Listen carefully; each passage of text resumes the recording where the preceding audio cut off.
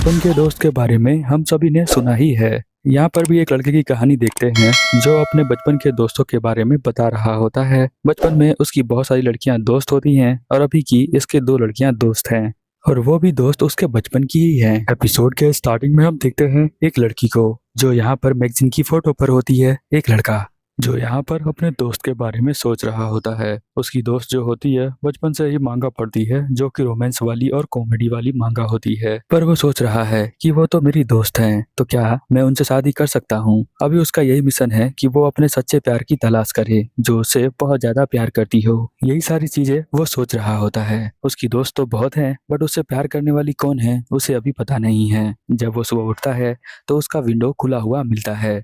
जब वो अपने बेड में देखता है तो एक लड़की उसे हक करके लेटी होती है उसके साथ ही। वो लड़की कोई और नहीं उसकी दोस्त ही होती है जिसका नाम सीहो होता है। सीहो जो है बहुत ज्यादा ट्राई करती है यहाँ पर उसे अपना बनाने के लिए। उस लड़के का नाम किनोसुके होता है। किनोसुके जो है उससे बहुत ज्यादा डांटता है और कहता है कि तुम मेरे रूम में बार बार कैसे आ जाती हो।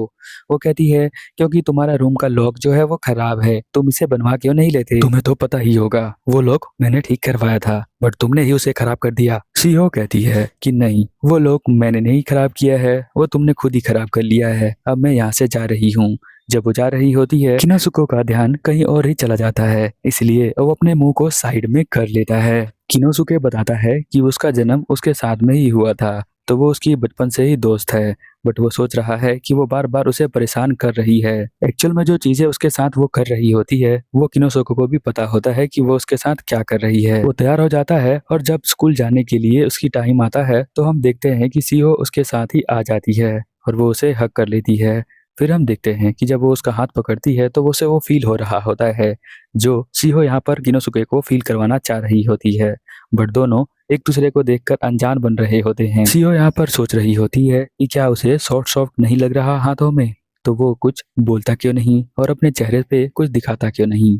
तो वो एक और ट्रिक का यूज करती है जो उसने मांगा के अंदर पड़ी थी। सीहो यहाँ पर अलग अलग ट्रिक लेकर आती है जिससे कि वो यहाँ पर किनोसुके को पटा सके। फिर हम देखते हैं किनोसुके को वो अपने बीच में सुला लेती है। वो रास्ते में चल रहे होते हैं ना, तो वो गिरने की एक्टिंग करती है और जिसकी वजह से उसका मुंह उसके वहां पर लग जाता है। किनोसुके को बहुत ही अच्छा फील हो रहा होता है बट वो अपने चेहरे के एक्सप्रेशन को छुपा रहा होता है। बट उसका चेहरा ऑटोमेटिक एक्सप्रेस करता है, इसलिए वो अपने चेहरे को साइड में कर लेता है। यहाँ पर सीओ बताती है कि उसके पैर में चोट लग गई है, तो क्या वो उसकी हेल्प कर सकता है। मैं पैर जो हूँ उठा नहीं पाती हूँ, तो क्या तुम मुझे हेल्प कर सकते हो, तुम मुझे अकेला मत छोड़ के जाओ। वो बहुत ही क्यूट अंदाज में बोलती है जैसा कि उसने मांगा के अंदर पढ़ा था वैसे ही, और हल्के हल्के रोने की एक्टिंग भी करती है। हालांकि उसे कोई भी दर्द नहीं होता है। वो उसके लिए दवाई लेकर आता है तो वो कहती है कि तुम्हारे पास दवाई कहाँ से आ गया। तो वो कहता है कि तुम बचपन से ही ऐसे गिरती आ रही हो, इसलिए मेरे पास पहले से ही फर्स्ट एड है, इसलिए अब तुम जो हो चल सकती हो। अब खड़ी हो जाओ और चलना स्टार्ट करो। वो कहती है कि नहीं, थोड़ा बहुत मुझे हेल्प की जरूरत पड़ेगी तो मैं तुम्हारा हाथ पकड़ लेती हूँ। तो वो कहता है ठीक है, तुम नहीं मानोगी तो पकड़ लो। अब किनोसुके और सीओ दोनों जो है मिलकर यहाँ जा रहे होते हैं अपने स्कूल की तरफ, अपना हाथ पकड़ के। थोड़ी दूर बाद यहाँ पर देखते हैं कि बहुत सारे लोग यहाँ पर चल रहे हैं। तो अगर सीहो उसका हाथ पकड़ के वहां चलती है तो लोग क्या सोचेंगे, ये सोच सोचकर वो बहुत ज्यादा एक्साइटेड हो रही होती है। बट हम देखते हैं कि किनोसुके भी उसे लेके चला जाता है भीड़ के अंदर। धीरे धीरे वो अपने हाथों के पोजीशन को चेंज करती है और चेंज करने के बाद वो उसके हाथों को और ज्यादा टाइट पकड़ लेती है, उसके फिंगर को लॉक कर लेती है। किनोसुके को बहुत ही सॉफ्ट सॉफ्ट फील हो रहा होता है और साथ में यहाँ पर सीहो को भी मजा आ रहा होता है। तभी हम देखते हैं अकारी जो उसकी दूसरी दोस्त है यहाँ पर आ जाती है, जो उन दोनों को ऐसा करते हुए देख लेती है। अब अकारी जो है वो यहाँ पर अंदर से बहुत ज्यादा गुस्सा हो जाती है बट वो बाहर से दिखाती नहीं है। वो कहती है अरे तुम दोनों क्या कर रहे हो, मुझे तो तुम दोनों की फोटो लेनी चाहिए थी। तो वो यहाँ पर डांटने लग जाती है। वो बोलती है कानेसुके को कि तुम जो हो उसे टच नहीं कर सकते हो, तुम बहुत ज्यादा गंदे हो और तुम मेरी फ्रेंड का यूज कर रहे हो, इसलिए तुम यहाँ से दूर हो जाओ। किनोसुके कहता है कि तुम्हारी फ्रेंड मेरा यूज कर रही है, ना कि मैं उसका यूज कर रहा हूँ। अब इन दोनों की लड़ाई यहाँ पर पूरे लोग देख रहे होते हैं। तो सीओ कहती है अरे तुम दोनों ऐसे मत लड़ो, चलो हम लोग स्कूल चलते हैं। तो वो यहाँ पर सीओ की बात मान लेते हैं और स्कूल जाने के लिए रेडी हो जाते हैं। अकारी बोलती है कि मैं स्कूल में जाकर बता दूंगी कि तुम दोनों क्या कर रहे थे। यहाँ पर किनोसुके उसे रोकने का ट्राई करता है बट उसका हाथ उसके ऊपर लग जाता है। ऊपर मतलब समझ गए होगे तुम। तो वो कहता है सॉरी मुझे माफ़ कर दो, बट वो उसको बैक से मारती है और कहती है कि तुम जो बहुत ज़्यादा गंदे हो और तुम एक ठरकी बंदर हो, ऐसा वो बोलती है। तो वो कहता है कि मैं कोई ठरकी बंदर नहीं हूँ। अब ये जो दोस्त अकारी होती है ये भी इसके बचपन की ही दोस्त होती है, जो उसे बचपन से ही प्यार कर रही है। बट जब भी वो उसके पास जाती है अजीब सी ये बोलना स्टार्ट कर देती है, कुछ भी बोलती है जो उसके मुंह में आता है। और जब वो उससे दूर आ जाती है तो वो सोचती है कि मैं ऐसा क्यों बोलती हूँ जब भी मैं उसके पास जाती हूँ, मुझे तो ऐसा बोलना ही नहीं है, पर फिर भी मैं बोल देती हूँ। वो सोचती है कि अगली बार मैं जब उससे जाकर मिलूंगी तो ऐसा कुछ भी नहीं बोलूंगी। अब वो स्कूल के अंदर का सीन दिखाया जाता है जहाँ पर किनसुके ड्रिंक कर रहा होता है। तो अकारी आती है और कहती है तुमने जो है सेम ड्रिंक लिया है जैसा कि मैंने लिया है, तुम कॉपी करते हो।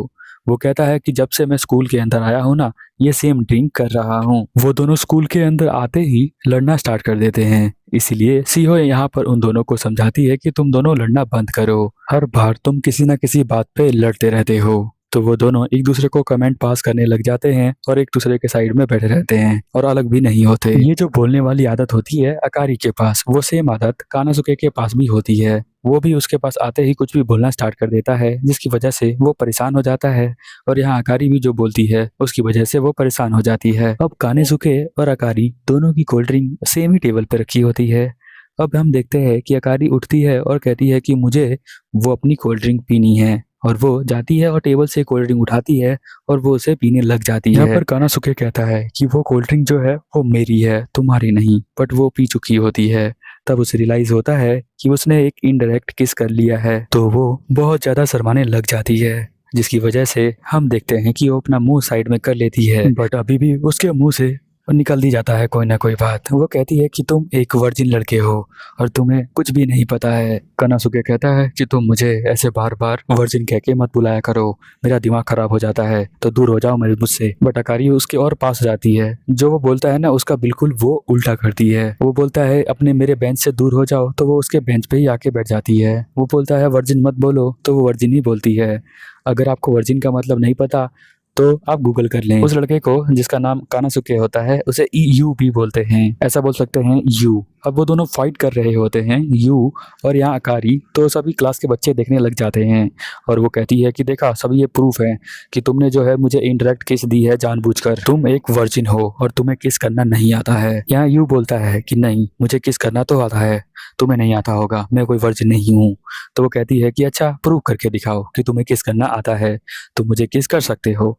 तो वो यहाँ पर कोने में आ जाते हैं और यू किस करने वाला होता है अकारी को। इतने में अकारी कहती है कि तुम डर रहे हो ना किस करने से, क्योंकि तुम्हें किस करना तो आता ही नहीं है।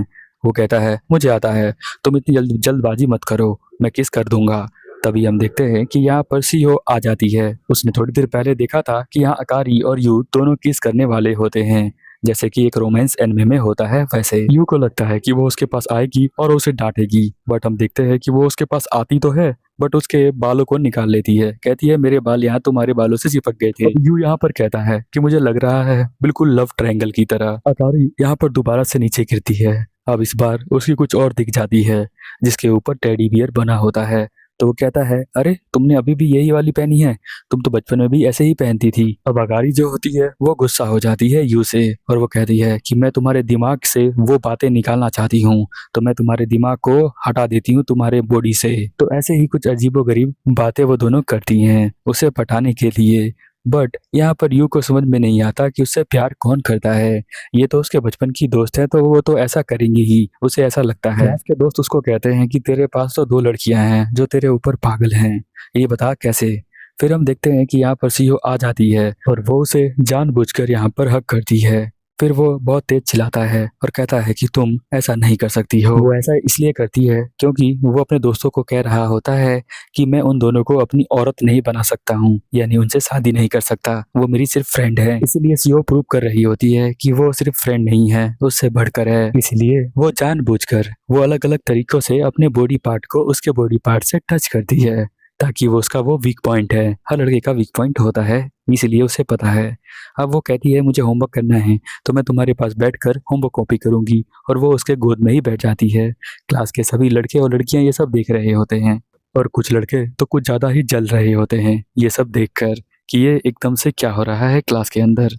अब वो बैठकर भी वहां पर बहुत ज्यादा हिल रही होती है तो तुम समझ सकते हो कि यू की कंडीशन क्या होगी। यहाँ पर जो सीओ होती है वो उसे पता होता है कि वो क्या कर रही है, और यहाँ यू होता है उसे भी फील हो रहा होता है जो वो कर रही होती है।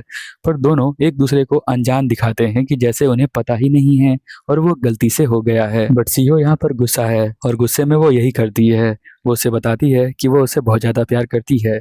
इधर हम देखते हैं कि अकारी भी आ जाती है।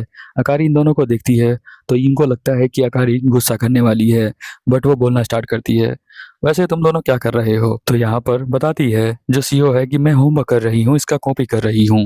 अकारी कहती है तुम तो टॉपर हो क्लास की, तो तुम्हें करने की क्या जरूरत है। तो वो कहती है मिस हो गया था।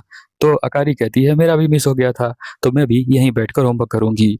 अब दोनों उसके लेग्स पर बैठ जाती हैं। अब ये देखकर क्लास के बच्चे सभी पागल हो जाते हैं कि ये सब यहाँ पर क्या हो रहा है, और दोनों ही यहाँ पर रब करना स्टार्ट कर देती हैं, अपने बॉडी को मूव कर रही होती हैं उसके ऊपर बैठकर। उन दोनों को ही फील हो रहा होता है कुछ कुछ, बट वो दोनों एक्टिंग करती हैं कि उन्हें कुछ फील नहीं हो रहा, वो बस यहाँ पर एक छोटी सी फाइट कर रही हैं। ये एनिमे आपको कैसा लगा आप प्लीज नीचे कमेंट करें और मुझे बताएं, ताकि मैं नेक्स्ट एपिसोड जल्द लेकर आऊं। चलिए मिलते हैं अगले एपिसोड में। Over and out.